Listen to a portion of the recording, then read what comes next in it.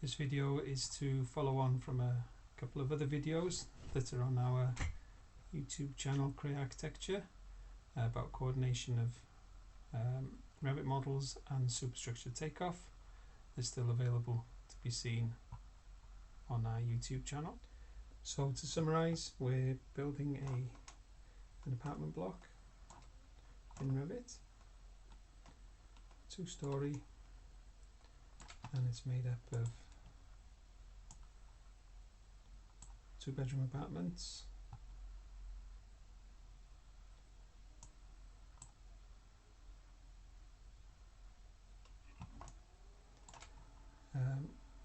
with Revit models that are fully coordinated for services, etc.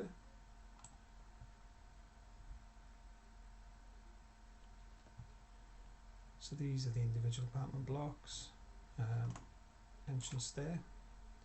So we concluded the last video with a takeoff of superstructure, but what we're able to do, because these are all linked into the model, is we can add the materials within these stud partitions and anything else within these models to the material takeoff.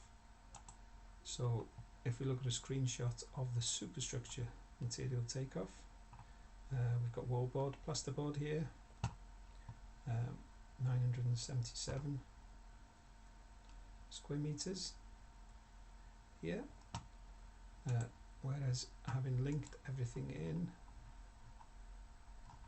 to the material takeoff for wallboard, we've now got 1,514 meters squared, which has increased that figure, in turn.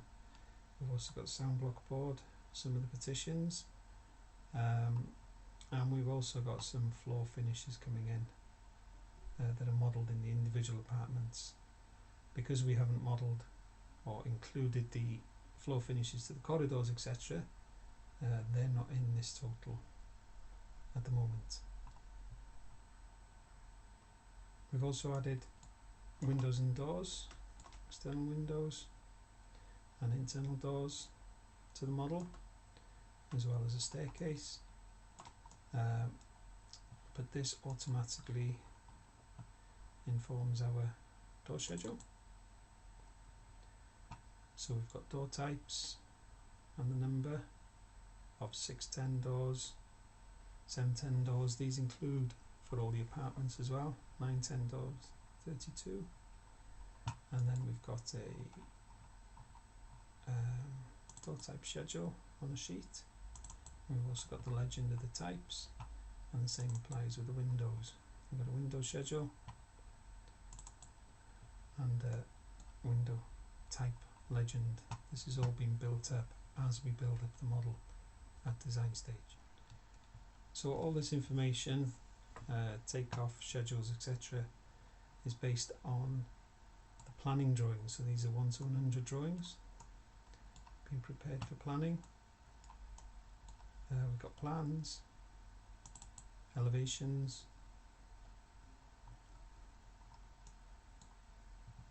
and sections, all at 1 to 100. But instead of using these to inform the cost plan, the takeoff's intended to assist in building that cost plan.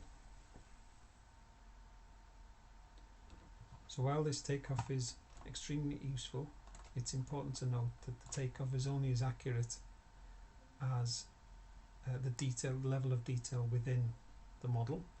So at planning stage, for example, in the corridors we wouldn't necessarily model in the ceilings, so there'd have to be an allowance for the ceilings.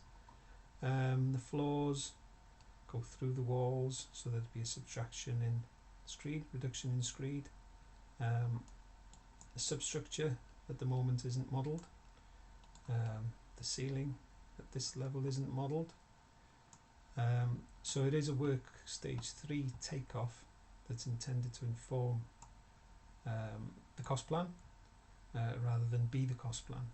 But obviously, as the model is refined and detailed through stages 4 and 5, then that material takeoff will become more and more accurate and can be relied on.